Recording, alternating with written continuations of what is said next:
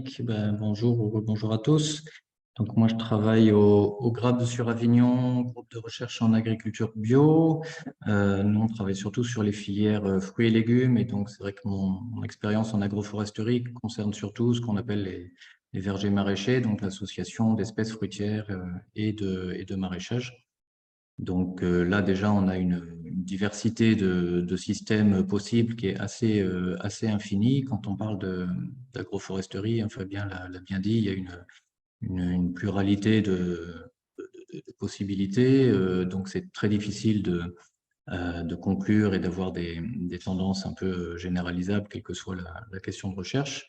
Et même sur un petit angle du verger maraîcher, on se rend compte aussi qu'on a une diversité de pratiques, de systèmes, que aucun verger maraîcher ne ressemble à un autre. Donc, on est aujourd'hui un peu face à cette biodiversité cultivée qui amène beaucoup de complexité, de complications pour le chercheur ou le conseiller qui veut aller vers une préconisation. C'est compliqué d'arriver à des préconisations clés en main, quel que soit le projet agricole, quel que soit le site et les conditions pédoclimatiques.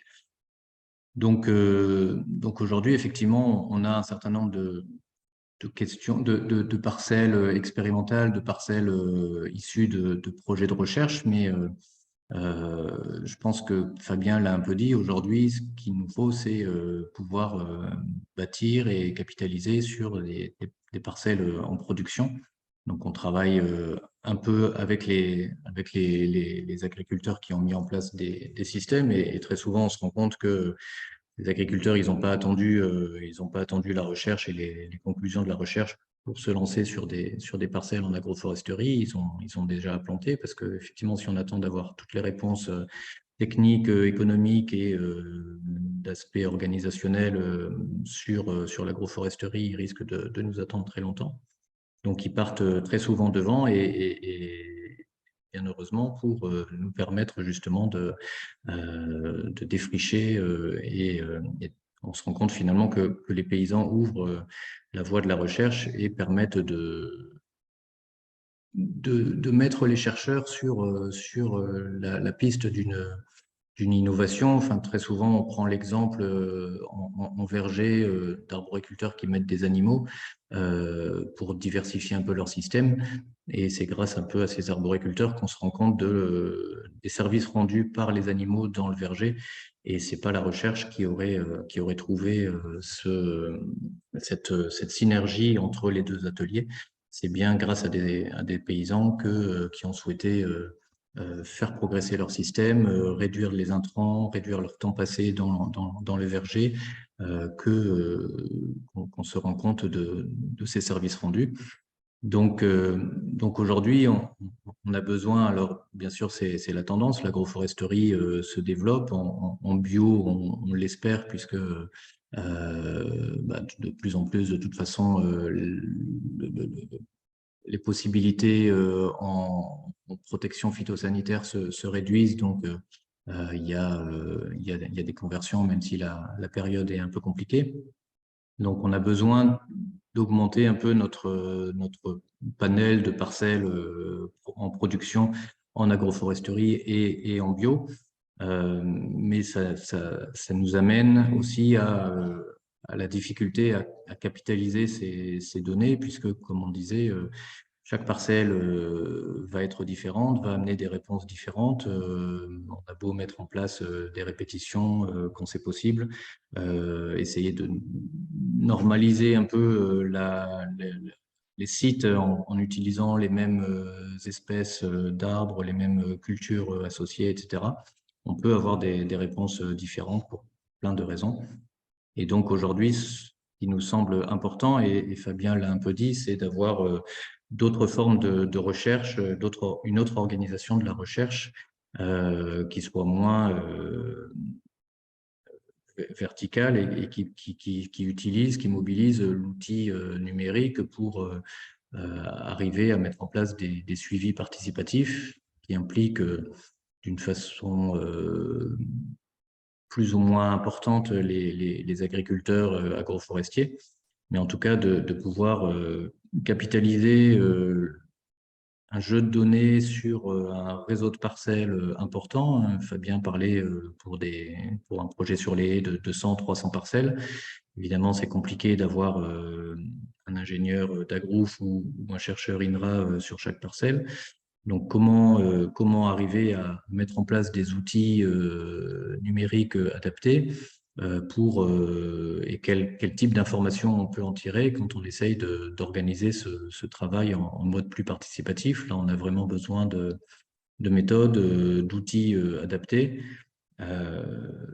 Nous, c'est quelque chose qu'on va un peu essayer en maraîchage dans le cadre d'un projet qui s'appelle Almanac, sur lequel on réfléchit avec Agrouf également, avec d'autres collègues, CIVAM, ADAF, etc., pour impliquer les maraîchers dans des observations assez simples en saison. C'est bien ce qui est compliqué, c'est qu'un maraîcher en saison, c'est difficile de lui demander beaucoup d'informations, mais justement de trouver un compromis pour obtenir des informations qui soient utilisables et en même temps prendre en compte cette diversité dans les parcelles, quoi.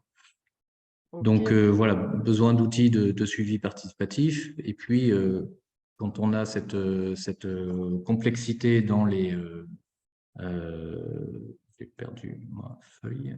Quand on a cette complexité dans les résultats, dans les observations tirées sur les parcelles, aujourd'hui, il nous faut pouvoir mobiliser toute cette donnée au sein de modèles. Je pense qu'aujourd'hui, on ne peut pas faire l'impasse étant donné la diversité, étant donné la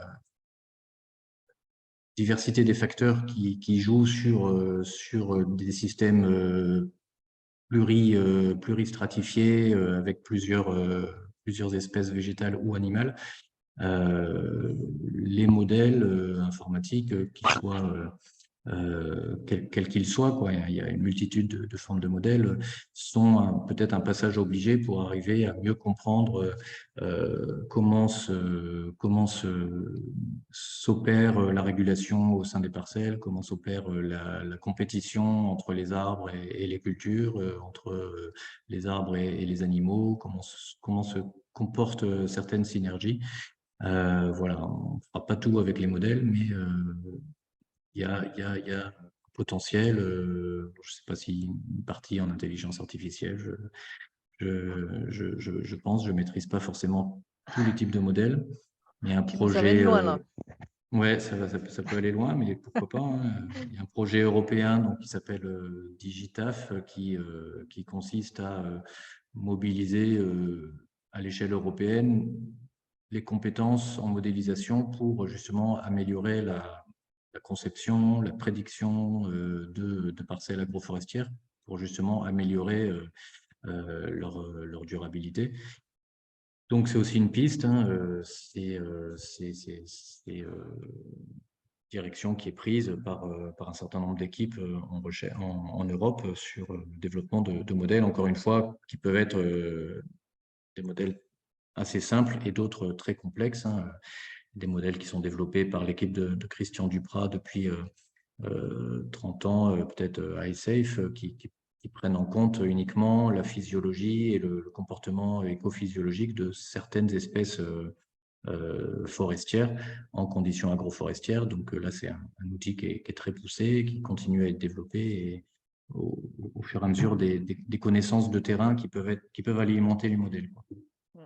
Super. Voilà, et Bah dis donc. puis... Oui, pardon. Bah tu Et conclus, puis, ouais. Je te ouais, laisse. pardon. Ouais. Et puis, je pense que effectivement, on a un certain nombre de parcelles âgées, mais on a beaucoup de parcelles qui prennent le temps de se développer. Surtout dans le sud, on a quand même des croissances un peu lentes et c'est malheureux, mais c'est comme ça. Et donc, on avait commencé à réfléchir à travailler sur des parcelles qui avaient été boisées, pour toucher des aides de la PAC. Donc, c'est une autre réglementation, hein, c'est du droit forestier et non pas du droit agricole. Mais peut-être qu'en termes de recherche en agroforesterie, on pourrait peut-être essayer de travailler sur ces parcelles boisées. Donc, c'est un problème de réglementation. Peut-être qu'il faudra que j'en parle avec Julien à l'occasion pour lui réexpliquer un peu le contexte, mais il y aurait peut-être des choses à faire pour accélérer la recherche et surtout l'acquisition de données sur ces parcelles-là.